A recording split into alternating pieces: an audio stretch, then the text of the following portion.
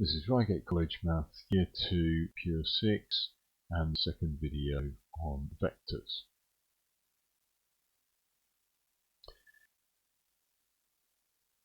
So one of the running themes in the adult course is proof, and you have seen proof questions with vectors in 2 dimensions in Year 1. In Year 2 we extend this to 3 dimensions and you have to prove things in a very similar manner. So we've got an example here which is a textbook example, but I think it's worth talking through it. So we've got a cuboid, its vertices are O, and then A, B, C, D, E, F and G. Vectors A, B and C are the position vectors of the vertices A, B and C respectively. Prove that the diagonals O, E and B, G bisect each other. So let's draw in on the diagram to help ourselves the diagonals O, E and B, G. But remember that this is a 2-dimensional representation, so it can be a little tricky to see these things. But if I draw those in, let's draw those in a different colour. So let's find my red pen and draw in OE here. That's going to go like that. And let's draw in green the vector BG.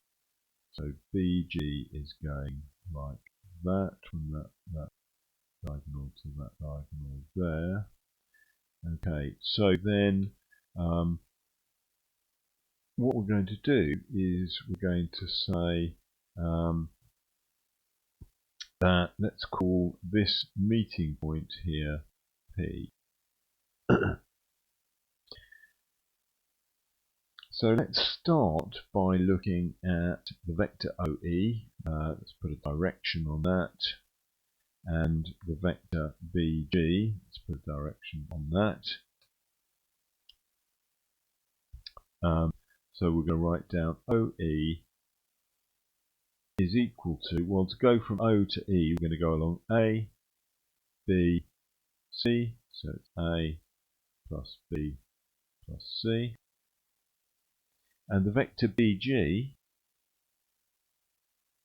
is equal to, well, to go from B to G, we're going to go A minus B plus C. So A minus B plus C.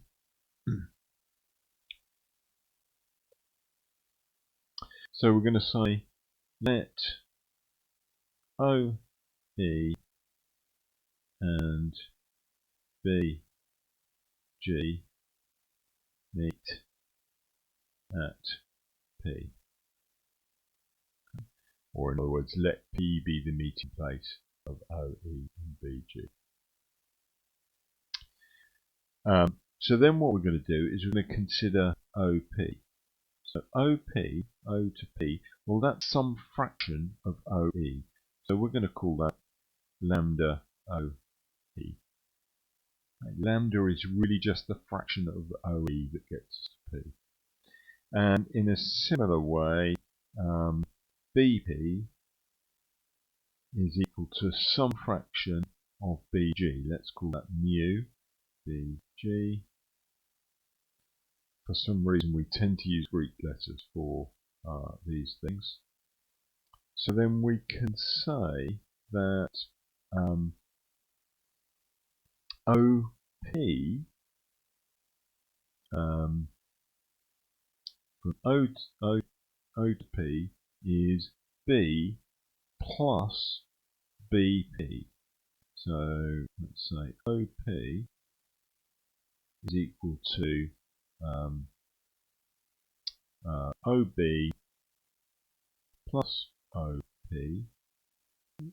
So if we think about going from O to B and then from B to P, which is equal to B plus mu BG, and that's equal to B plus mu.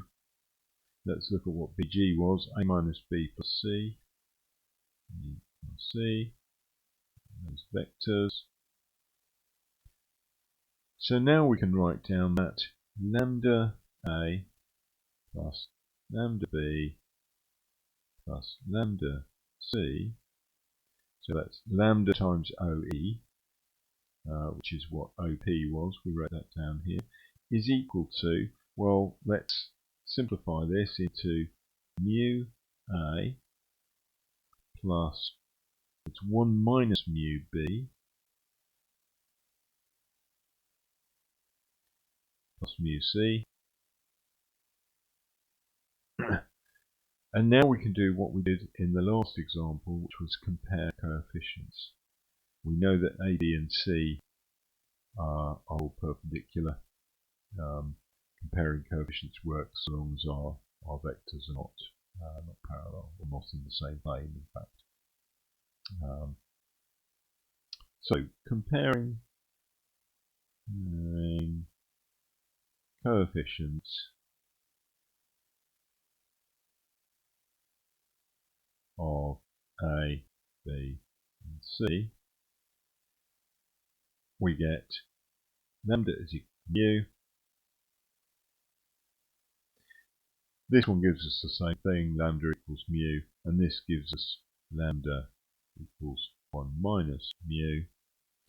If we add these two together, we get 2 lambda equals 1, 2 lambda equals 1, so lambda equals a half, so mu is equal to a half.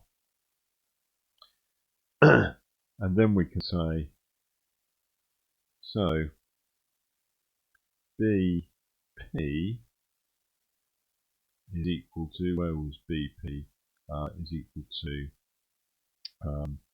a half BG, and OP is equal to a half OE, which means that P is halfway between B and G and halfway between O and T. So we can say i.e. OE and which one? BP bisect each other. And we've proved what we've been asked to prove. It's a very common technique, this, to write fractions of a vector and then show that they're equal or equal to a certain value, depending on what you have. So let's go on to the last example we've got here, where we're going to apply our understanding of vectors to a mechanics situation. So here is an example where we've got a particle of mass 0.5 kilograms acted on by 3 forces. So part A says find a resultant force R acting on the particle. So A, we're going to say that the resultant, so remember that force is a vector, so R resultant force is equal to F1 plus F2 plus F3. Resultant means add them, which is equal to, well, we just add the I components, so that's 2 minus 1 plus 4 is 5.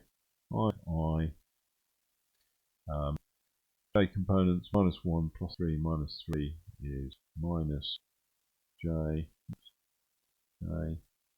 And K components, 2 minus 3 minus 2 is minus 3K. So there's our resultant force, or we could write it in column vector form, 5 minus 1 minus 3, and we really should put newtons on it, so that's newtons.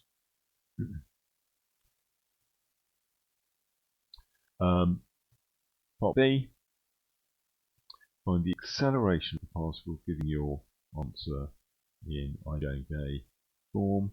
So we're going to say that the resultant force R is equal to the mass times acceleration.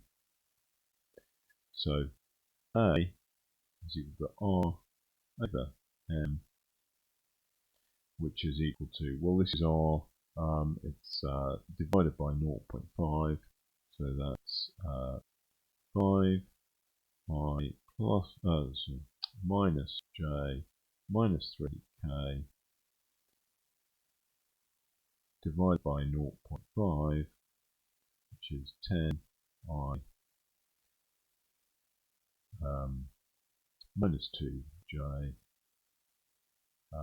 minus 6K, and the units for that are meters per second squared.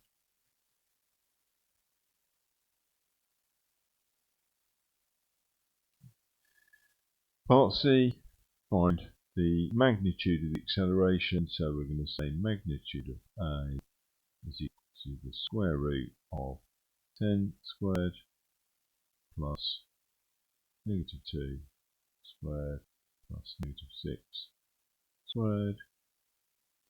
So that's 100 plus 4, 104 plus 36, so square root of 140, root 140, which is 2 root 35, and yeah, so there's the magnitude of the acceleration.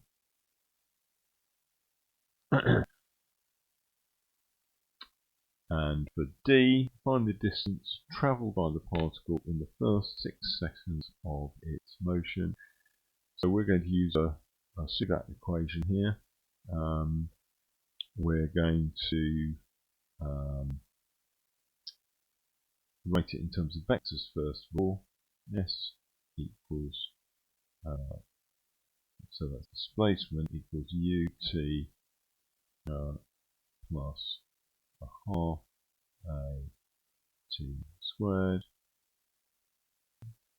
So in terms of scalars, distance s is equal to ut, so it's initially at rest, so that's 0, plus a half times magnitude of acceleration. It's constant acceleration, so we know that it's not coming back on itself, so we can turn our vectors into scalars. Times t squared,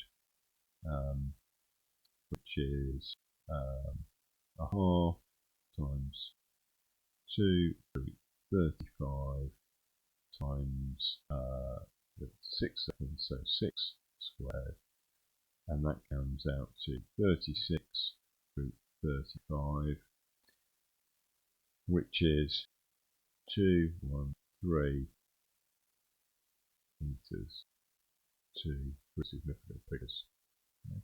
Much better with a mechanics problem, I think, unless you're asked to leave your answer as